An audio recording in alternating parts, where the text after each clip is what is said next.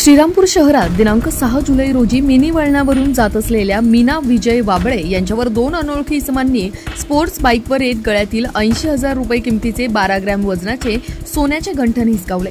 या झटापटीत फिर्यादी महिलेच्या गळ्याला जखम देखील झाली।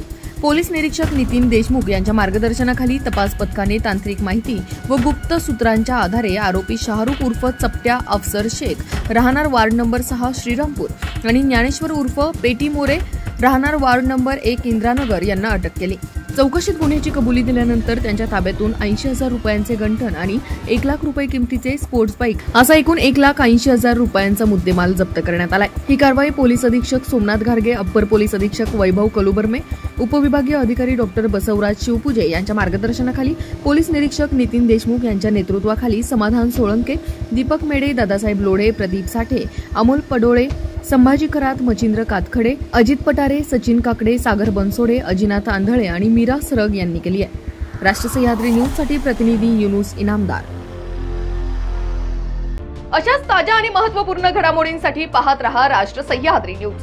राष्ट्र सह्याद्री न्यूजला लाईक करा, शेअर करा आणि सबस्क्राइब करा।